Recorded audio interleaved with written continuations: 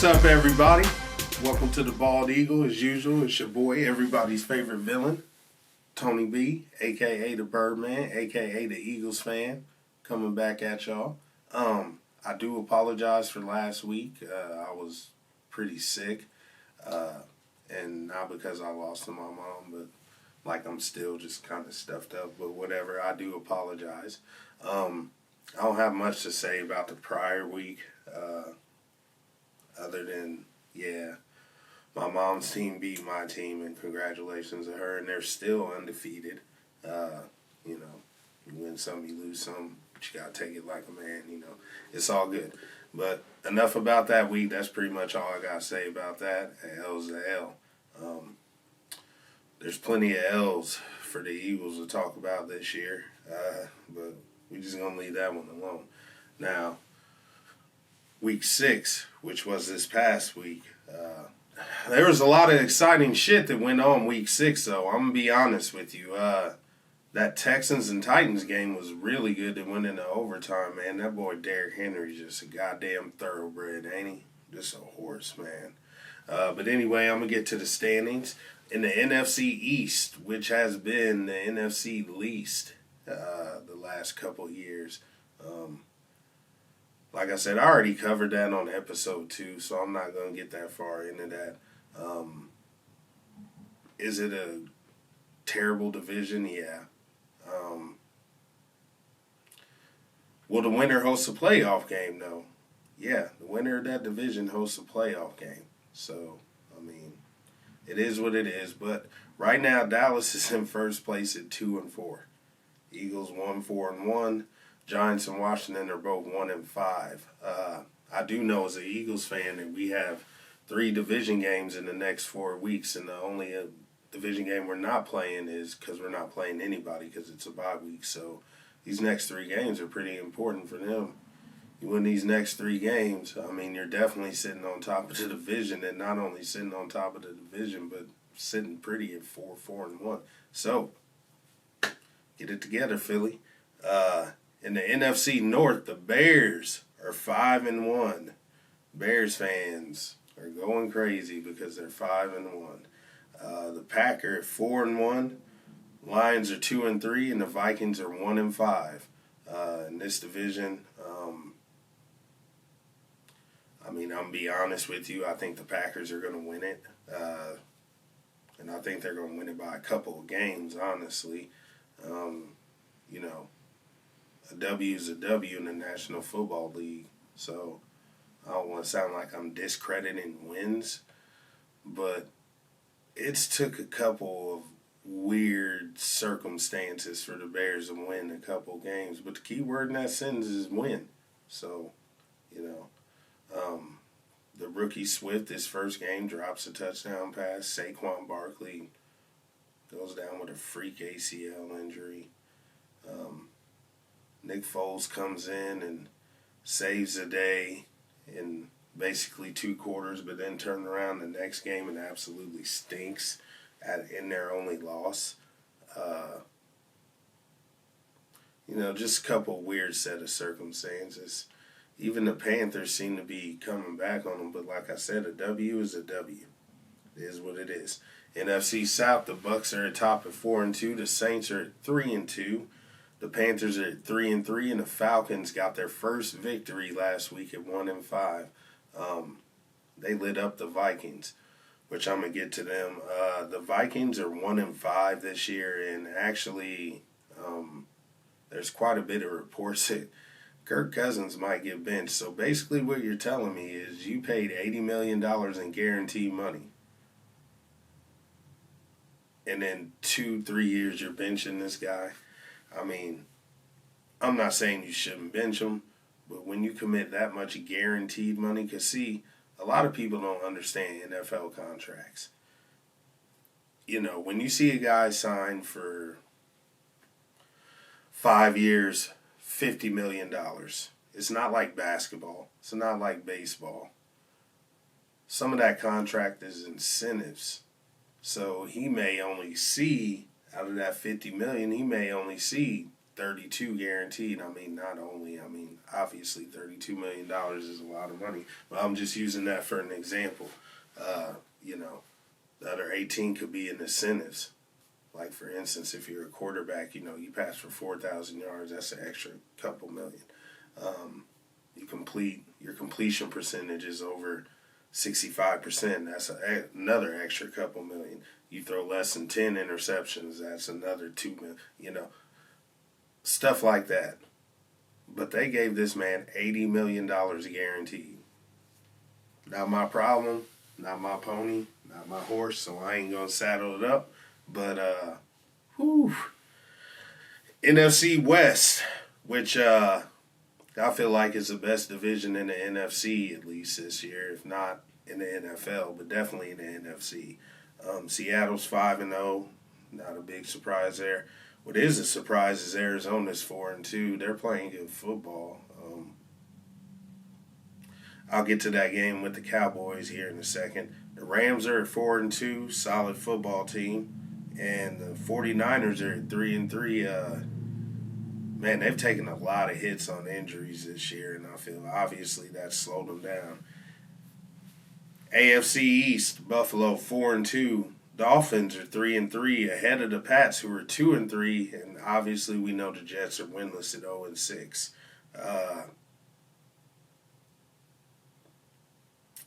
I know it doesn't really look like it right now, but I feel like New England still gets in the playoffs this year. That's just how I feel. AFC West, KC obviously is at top at 5-1. The Raiders are 3-2. Denver's 2-3, and San Diego's 1-4. Yikes. San Diego has a good-looking quarterback, though, and Herbert, I feel like he's going to be really good. Obviously, I feel like this division belongs to the Chiefs. I remember saying in episode 3 or 4, I felt like the few teams that could beat the Chiefs would be, you know, possibly the Ravens, which didn't happen. 49ers before an injury. I know they beat them in the Super Bowl. I'm saying that was a good game. That was a close game. I feel like that was anybody's game. I also said that it was going to be a division team that would have to take them out first because I feel like they're so good on offense that familiarity with that, since you played your division teams twice, would help somebody out in that division and steal one, which it did in Oakland. I didn't think it was going to happen that week, but I pretty much figured it was going to be a division team that gets them. Sometimes that's just how it goes. In the AFC North, Pittsburgh 5-0, Baltimore 5-1, Cleveland 4-2, Cincinnati 1-4-1. Man, Cleveland kind of disappointed me. I kind of got on them a little bit. And, you know, earlier in the year, because they signed old Double Doink and for the kicker. And when Bears fans, you know who I'm talking about, Cody Parkey. But anyway, I kind of got on them. But, man, then they started balling. And I was like, dang, okay, Cleveland. Like, finally starting to play up to your potential. I even picked them in the pool last week, and then they go to Pittsburgh and lay that egg, man. Y'all had my mom in the garage screaming, they are who we thought they were. Now, I'm not even making that up, like in Dennis Green's voice and everything. Man, that was terrible, man.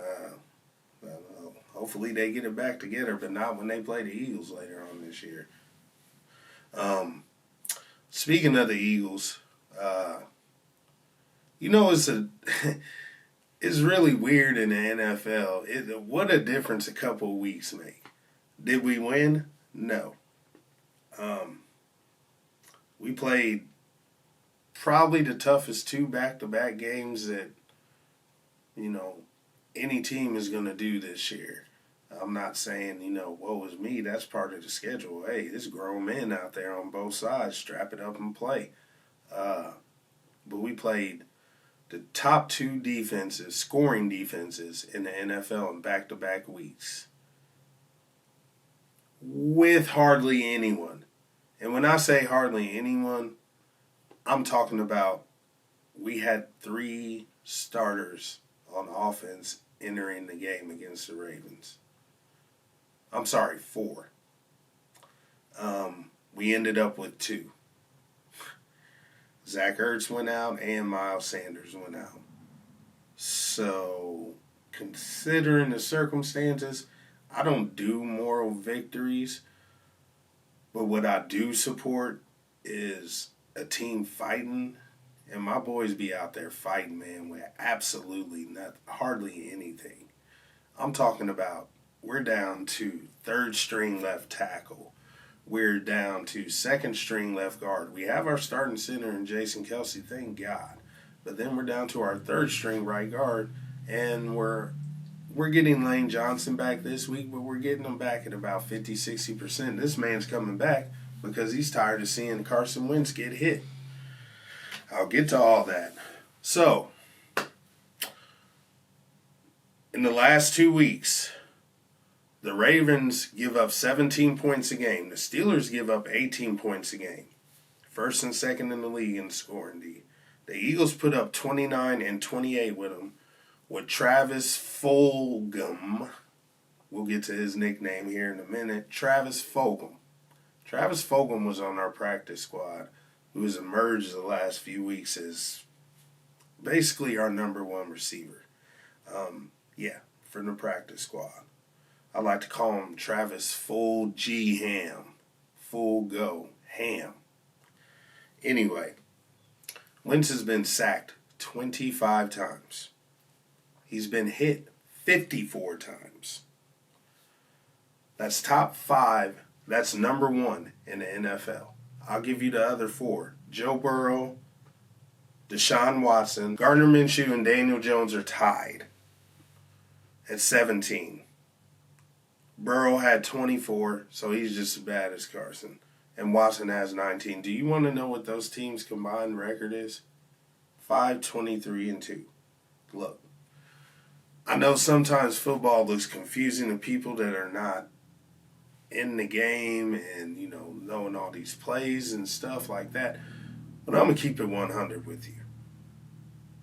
I don't care who you are. You can be Carson Wentz. You can be Johnny Unitas. You can be Tom Brady. And I'm about to use Tom Brady as an example. A lot of people think Tom Brady's a GOAT. Rightfully so. Whatever. But in those 3 Super Bowls that he's lost, why do you think they lost? Constant pressure on the QB. I don't care who you are. If you have people constantly in your face, I don't care who you are as a quarterback, you will not do very good. Don't believe me? Look back at the Super Bowls Tom Brady lost. That first one against the Giants, constant pressure. They had multiple sacks and hit him even more times. Second loss against the Giants, same thing. Constant pressure. Third loss against my Eagles. We didn't get to him until the fourth quarter, but you know what? When we finally got that pressure on him, he fumbled the ball with like 3.5 minutes to go in the fourth quarter. That's crucial. So, before you get on, Wentz, them first couple weeks, I'm going to tell you the truth, as a Philly fan, yeah, that was terrible. Poor excuse for football. He's way better than that. But what he's working with and what he showed me the last couple of weeks, I tell you what, man. He's a fighter. He's a fighter, man. And I appreciate him fighting for the team. I really do. Is he having the best year? No. But I'm going to give him props these last couple of weeks, man, because he's just been doing his thing, man. And we appreciate that, Carson. We need more of that.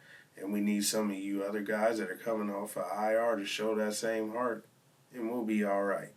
You know, I'm going to leave it alone after this, but y'all get off my QB, man.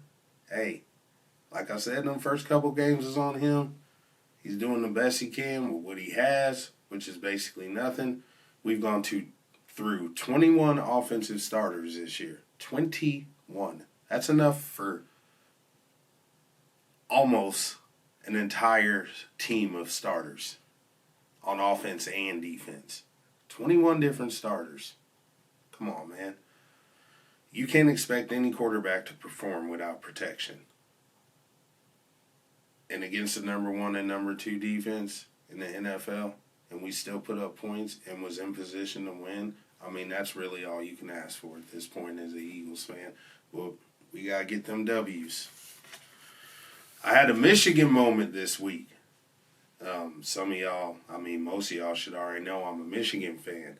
And after Tampa Bay pretty much throttled Green Bay, I saw Tom Brady shaking hands with John Runyon Jr., who is a Michigan alum. His dad, John Runyon Sr., played at Michigan with Tom Brady.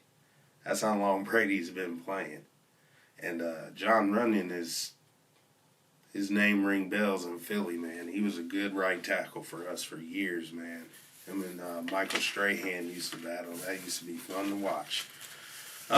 Something else that kind of puzzled me this week, I'm going to be honest with you. The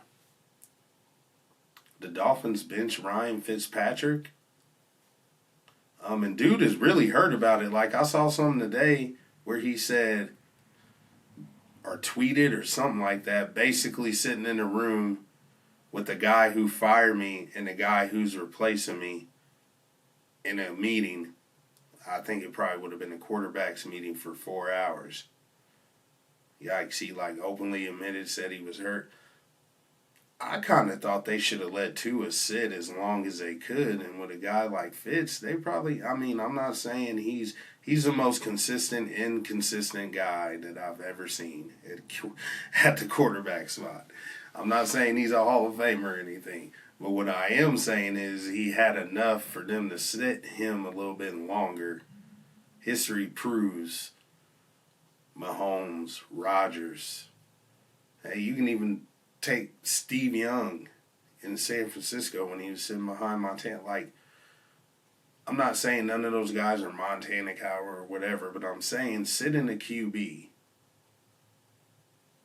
pays dividends. Green Bay was fortunate enough to have Favre, you know. Could Aaron Rodgers been thrown in there as a rookie? Sure. Mahomes? Sure.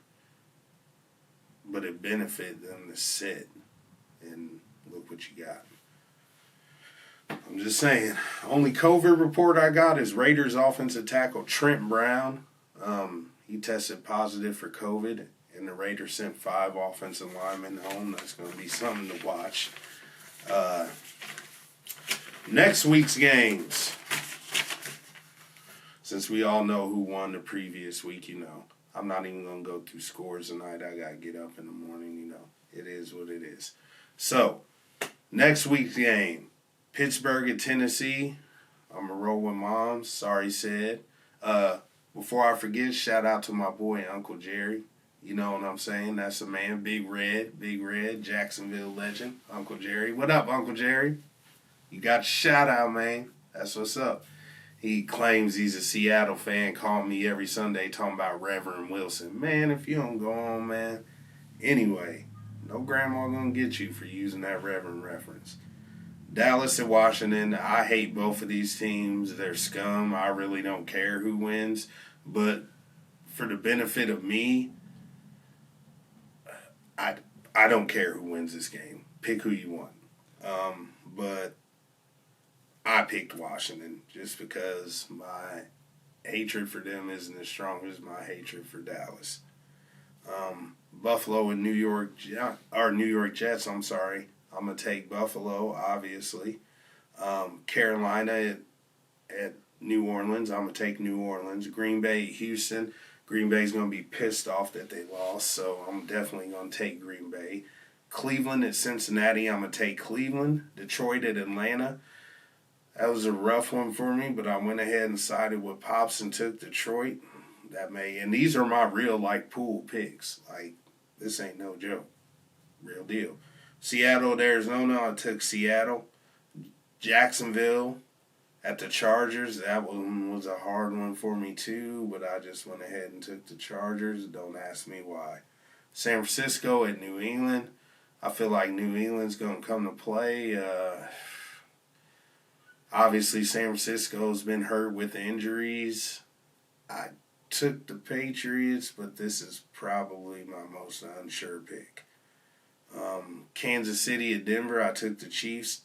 I'm taking Tampa Bay over the Raiders, and I'm definitely taking the Rams over the Bears. I just think they're better. It has nothing to do with me not liking the Bears because I don't even particularly like the Rams either. So, I just think the Rams are a more complete team than the Bears at this point in time. I mean, it is what it is. Bears fans be killing me, man. I'm still living rent-free in y'all's head. That's hilarious to me. So, sorry so short this week, but check your boy out. I'll be back next week. Remember what this month is about. Breast cancer. Month of October. Breast cancer awareness. If you know somebody that has it or has died from it or has actually beat it, that's why I'm wearing this hat for. And I wear it every Sunday. Over there to Football Sunday. Yep. So just remember what this month is about, baby. Birdman out.